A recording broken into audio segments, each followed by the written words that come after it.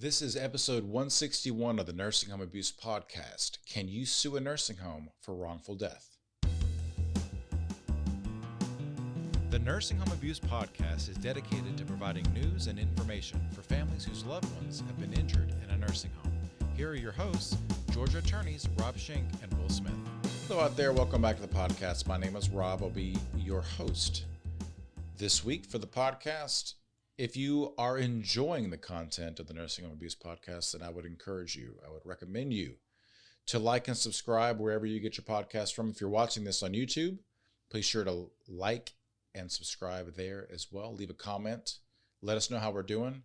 If you are so inclined, please leave us a review. We have had a few reviews that have been really good. Maybe one that's not so good. Just kidding. They've all been great. Whatever your feedback is, we would love to hear from you, I guess is what I'm trying to say. So today on the podcast, what is a wrongful death claim in Georgia? Typically, our nursing home cases, unfortunately, often involve the death of the resident as a result of the negligence of the nursing home.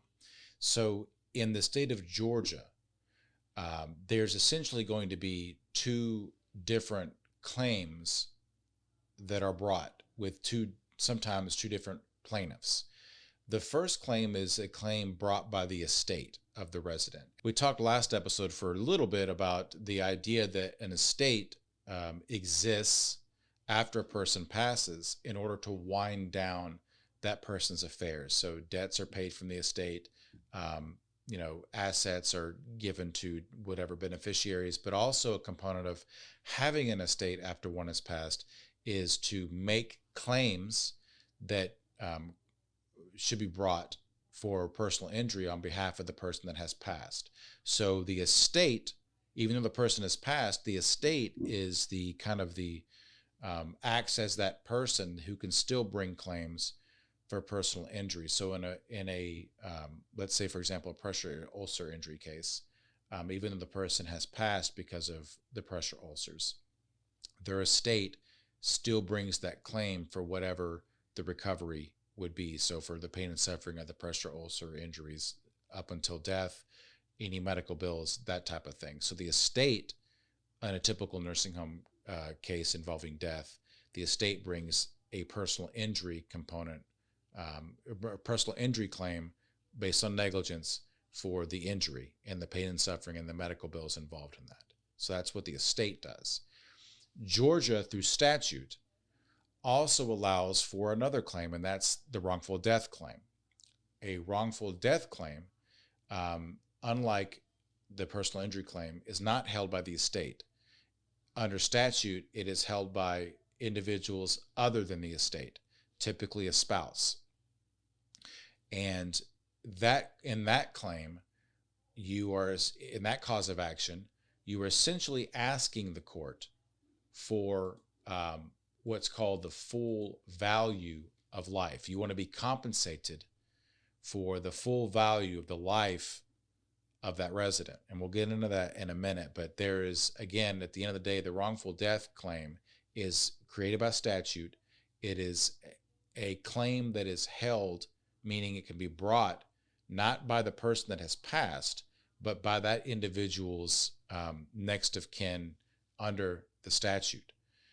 You're asking the court to compensate you not for medical bills, not for pain and suffering, but for the full value of life. And we'll get into that. So that's what a wrongful death claim is, as opposed to any other type of claim like negligence or what have you.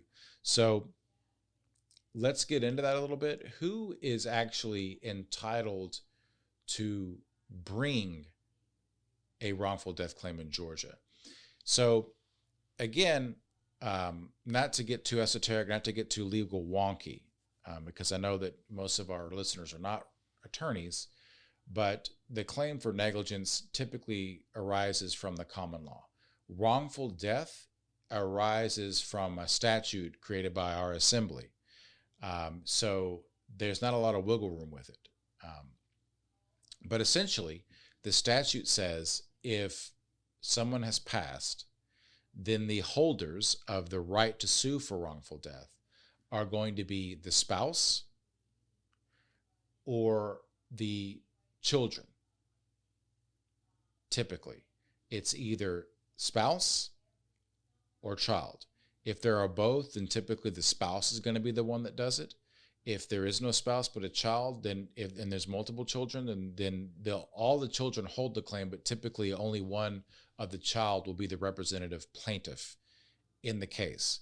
But at the end of the day, it's spouse or child. And this sometimes can become, I don't know, a kind of a sore subject for certain people, because maybe there is a child involved. There's no spouse, but there's a child that's a surviving child. But maybe a cousin was the one that was the primary caregiver. Maybe an aunt or an uncle was the primary caregiver, and they did all the work while the individual was alive. And they feel that they are in a better position to bring the claim for wrongful death.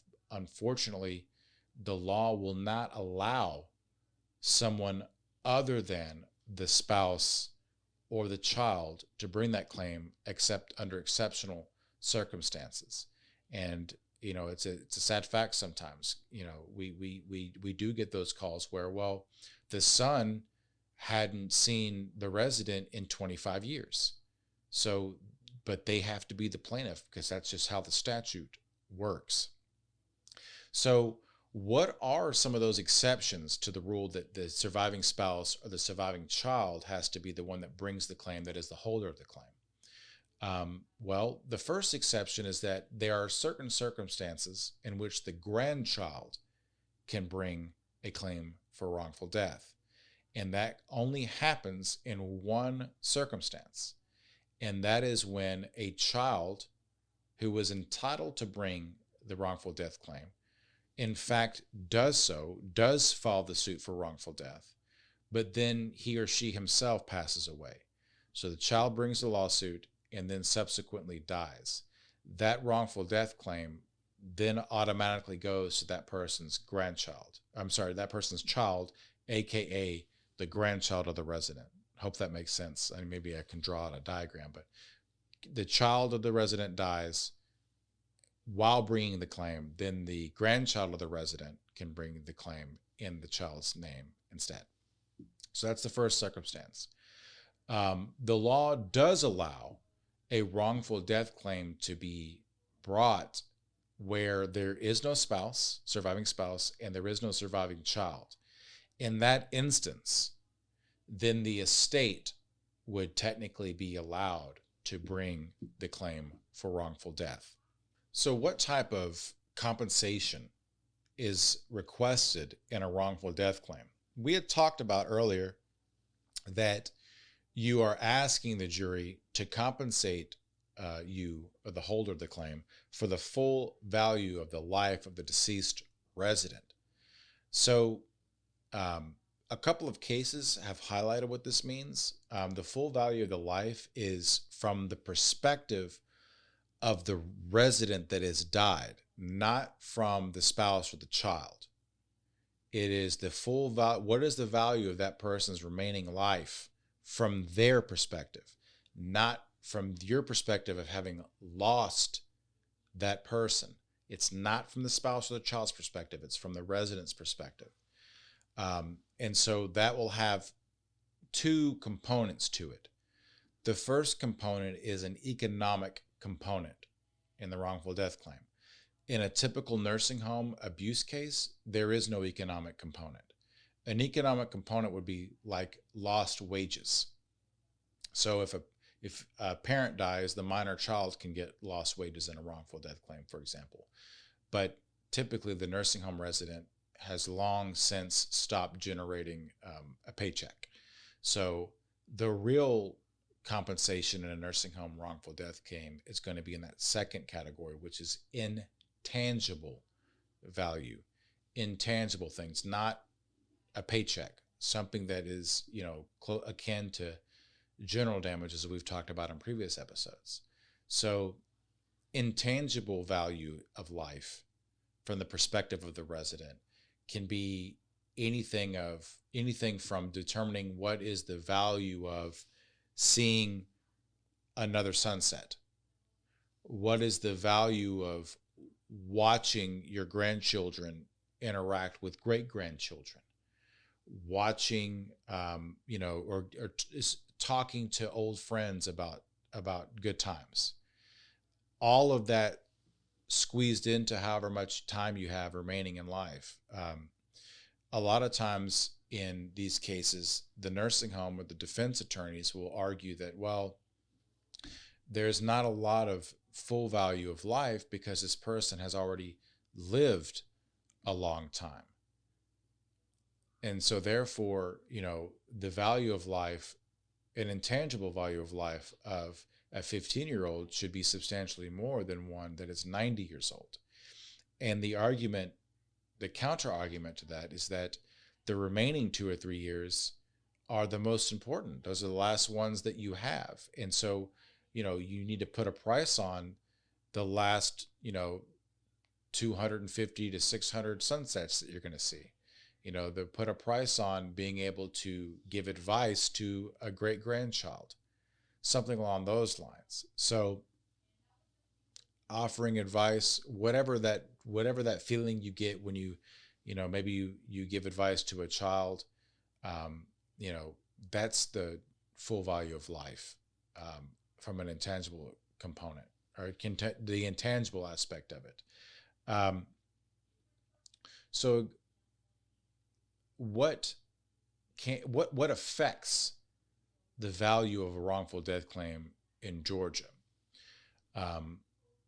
Well, there's going to be a couple of things that might affect what value you might be able to get out of a settlement or potential award.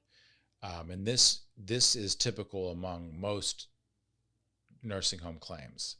The first thing is where the claim can be brought.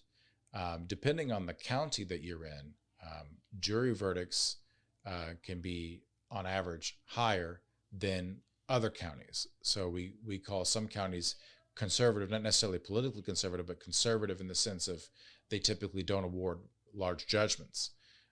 There are some counties where that's not the case. And as a consequence of that, in settlement discussions, the nursing home, the defense attorney might take that into account and offer a higher settlement.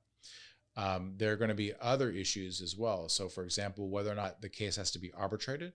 Typically, arbitration awards are sometimes less than jury verdicts.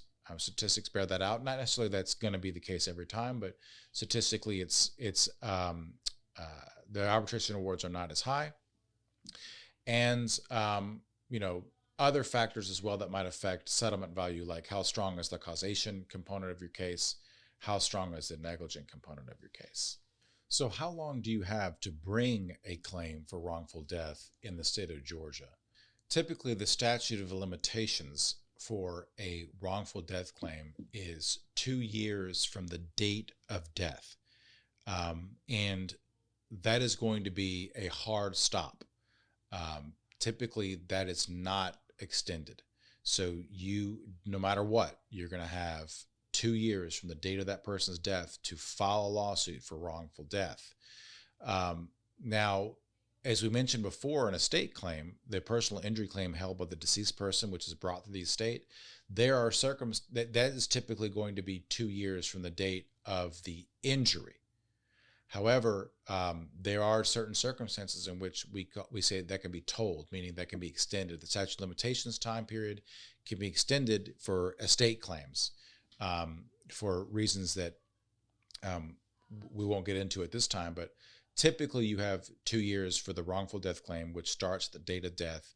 And for the estate claim, you have 2 years from the time of injury. So it takes a long time to prepare these cases. So if you think something's happened to your loved one, don't delay.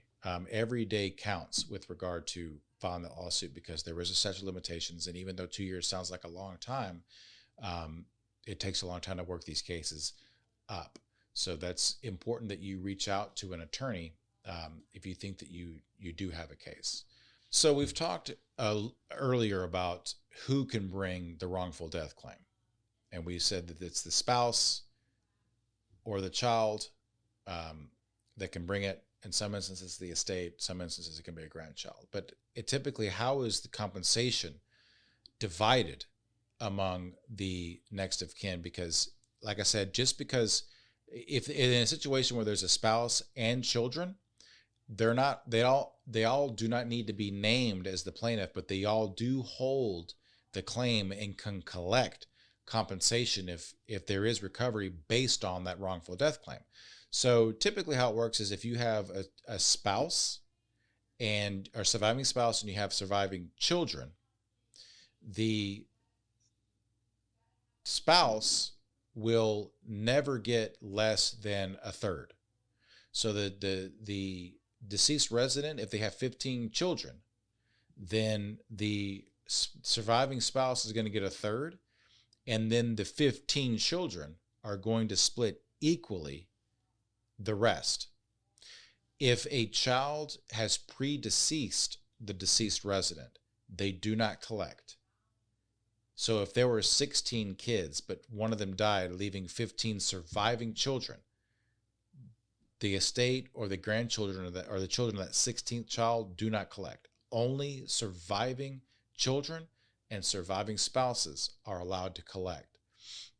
So again, if there is no spouse, then the surviving children will all split equally the compensation or the recovery for the wrongful death.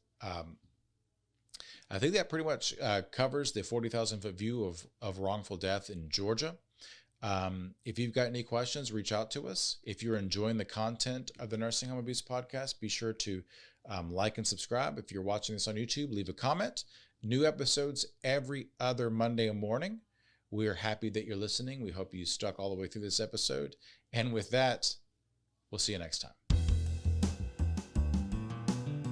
Thanks for tuning in to the Nursing Home Abuse Podcast. Nothing said on this podcast, either by the host or the guest, should be construed as legal advice, nor is intended to create an attorney-client relationship between the host or their guest and the listener. New episodes are available every Monday on Spotify, iTunes, Stitcher, or on your favorite podcast app, as well as on YouTube and our website, nursinghomeabusepodcast.com. Again, that's nursinghomeabusepodcast.com. See you next time.